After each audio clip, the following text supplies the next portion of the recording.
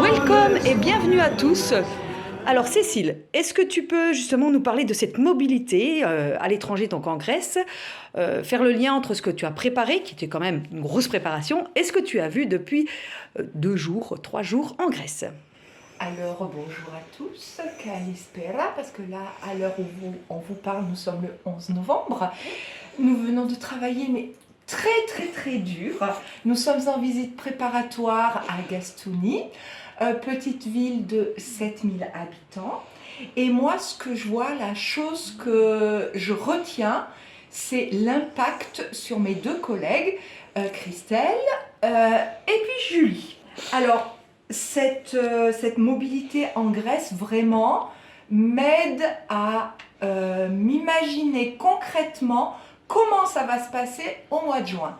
Nous sommes dans un lieu où nous avons pu rencontrer 2 moniteurs de la MFR La Force en Dordogne.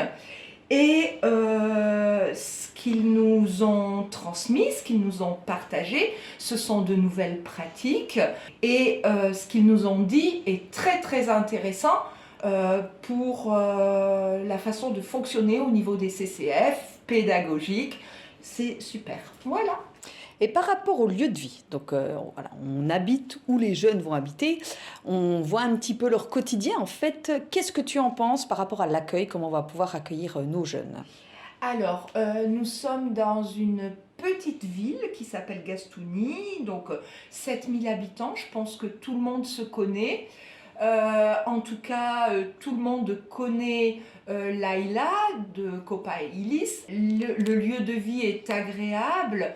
Les élèves devront quand même prendre en charge l'entretien de leur espace de vie. Qu'ils devront partager. Voilà, elles seront 7, donc elles devront vraiment partager cet espace de vie. Voilà, entretenir les locaux. Alors évidemment, elles ne feront pas à manger, mais par contre, elles devront participer à mettre la table, etc., débarrasser. Et par rapport, donc tu nous as parlé de Copaïs, qu'est-ce que tu peux nous dire un petit peu plus, parce qu'on a découvert un peu le partenariat, mais on va dire de loin, depuis la France, maintenant qu'on a discuté avec Leïla, qu'est-ce que tu peux nous dire sur ce que peut nous apporter réellement Copaïlis? Alors, Kopailis, c'est sûr que c'est un organisme intermédiaire, mais et je vous rappelle que nous avons signé, enfin, Monsieur Mravko a signé une charte Erasmus où le dernier article, c'est qu'on s'engage à ne pas passer par un organisme intermédiaire, sauf la première, voire la seconde année du partenariat. Par contre, Kopailis n'est pas une entreprise privée qui veut faire du fric sur le dos d'Erasmus, de l'argent européen, mais vraiment accompagne les élèves. Les élèves seront vraiment encadrés. Elle va tout de suite repérer, elle les observe, elle ne sera jamais sur leur dos. Mais par contre, elle va les observer de loin. Et au bout de 2-3 jours, il y a toujours un bilan qui est fait avec les élèves, où les élèves vont exprimer leurs émotions. Bon, et qu'est-ce qu'on pourrait faire également qui pourrait te faciliter les choses. Elle va le faire la première semaine avec les enseignants ou le personnel qui va les accompagner. Également, on va faire un bilan tous les 2 jours. Et puis, ça va continuer pendant notre absence de 2 semaines où vraiment on a besoin de Kopailis comme intermédiaire. Parce que s'il arrive quelque chose aux élèves, ça va rassurer les parents que vraiment il y ait quelqu'un de référent sur place. Et ça, c'est très important. Merci Cécile. Christelle, alors, est-ce que tu pourrais nous décrire un petit peu les structures liées pour les sapates que nous avons visitées? Alors, coucou à tous, Kalimera. Donc, nous avons visité 3 structures avec des professionnels grecs qui sont d'une compétence assez impressionnante et qui ouvrent leurs portes sans tellement avoir des jauges en nombre, et qui ouvrent leurs portes à des dizaines de stagiaires ou d'apprentis. Donc nous avons visité un jardin d'enfants. On a été reçus par une directrice qui est pédagogue. C'est un métier qu'on ne connaît pas en France, mais ici, il a l'air très développé. Donc ce jardin d'enfants accueille des enfants de 2 ans et demi à 3 ans et demi, avant l'école maternelle, avec un maximum de 25 enfants.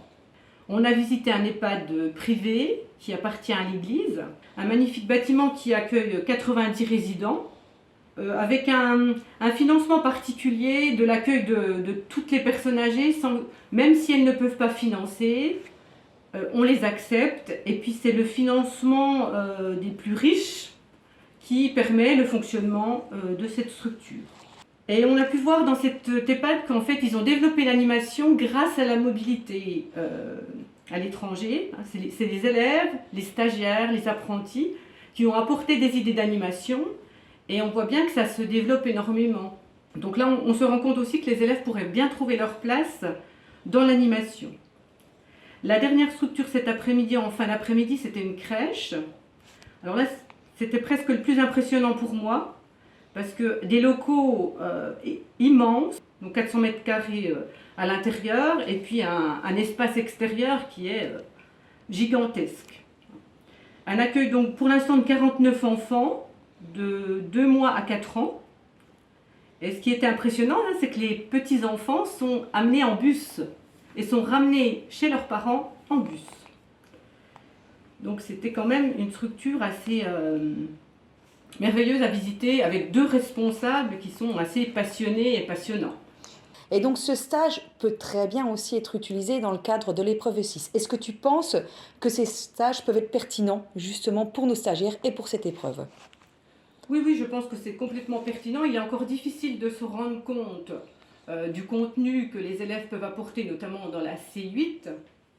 Mais en tous les cas, c'est une expérience qui me semble vraiment intéressante pour les élèves, une ouverture, bon, déjà sur la culture grecque, mais aussi sur des pratiques professionnelles qui sont certainement très intéressantes. Et on se rend compte que les professionnels grecs qu'on a rencontrés sont vraiment soucieux de former des jeunes, de leur apporter leur savoir-faire et de les faire progresser en tous les cas.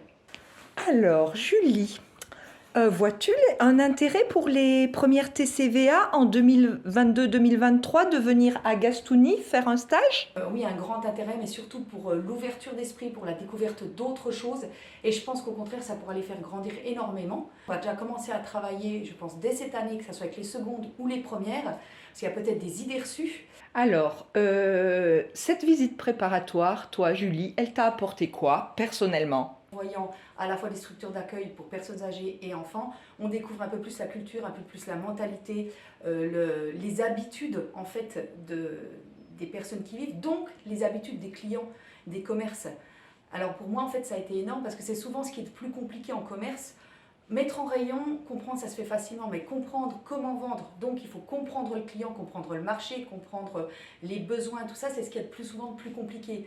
Donc en fait, à travers cette visite préparatoire, moi, ça m'a permis quand même de mieux comprendre qui étaient les Grecs, comment ils achetaient, comment ils se comportaient. Et donc derrière, ça va être aussi plus facile pour aider nos élèves à se préparer pour la mobilité.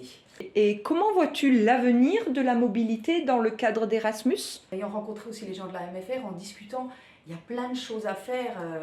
Là, ils nous ont dit notamment qu'il y avait, certains faisaient des CCF liés à l'écologie, la biologie et écologie en Grèce. Moi, je me projette très bien, après je ne sais pas si je le ferai réellement, dans un stage d'observation des pratiques, financé par Erasmus dans le cadre du consortium. J'aimerais bien faire un petit peu un stage en cuisine grecque. Et puis pourquoi pas apprendre un petit peu mieux l'anglais, parce que c'est pas facile toujours pour moi. Et puis, mais je me débrouille voilà. quand même pas trop mal. Adio, Adio, ciao, ciao. Moudou. Yamas, Yamas! ça veut dire santé. Miami.